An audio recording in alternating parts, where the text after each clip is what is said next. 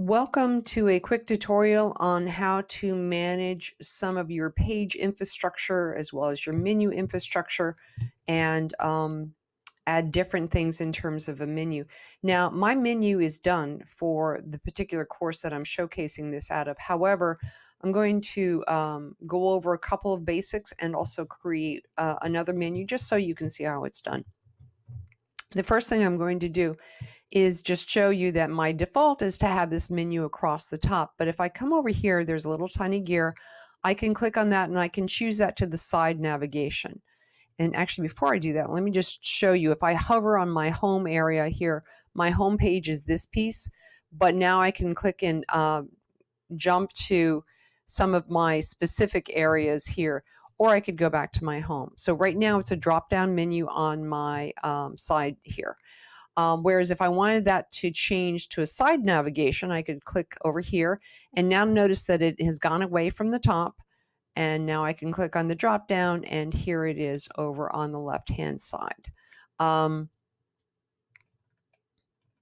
So totally up to you in terms of your preference. I'm going to, for the sake of this tutorial, go back to the top navigation, so it's up there. Now, I am over on the right hand side under my pages area, as opposed to my insert or my themes area. But if I'm under pages, I'm going to collapse this. Notice that there's a little house icon there, and that's an indication that that's my home page. For the sake of understanding how to nest pages, I'm going to actually start a whole new page. I'm going to click on new page here, and I'm going to call this second home. And I'm going to click on done.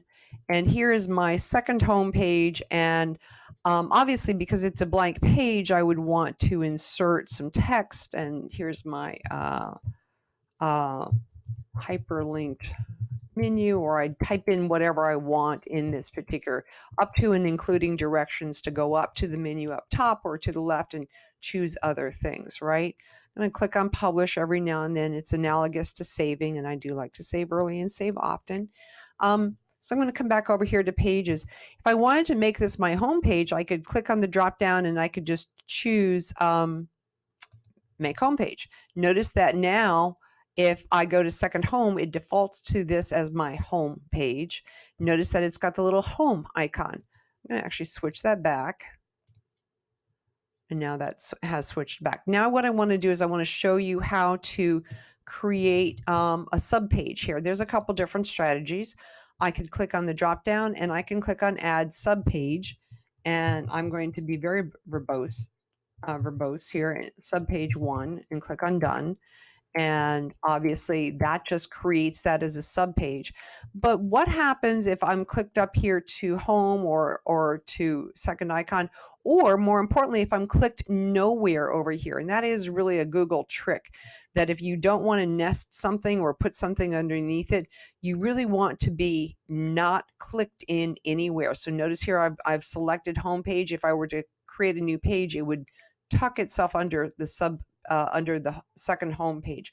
I want to click away, and I'm going to go ahead and deliberately put in a page that's going to be outside of the framework that I want, but I'll show you how to correct it. I'm going to click on new page, and I'm going to call this sub page 2.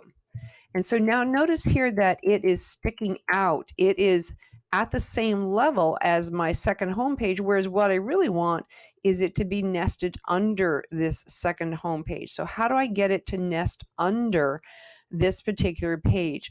The best way to do that is to go ahead and click on it and drag it on top of that primary page. And now notice that it layers in here. Notice here that I can also reorganize these in terms of however I want to layer these here. They don't have to be alphabetical. So if for whatever reason I wanted subpage 2 to appear first, I could do that too. Subpage 2, subpage 1, or I'm going to put it back to this, right?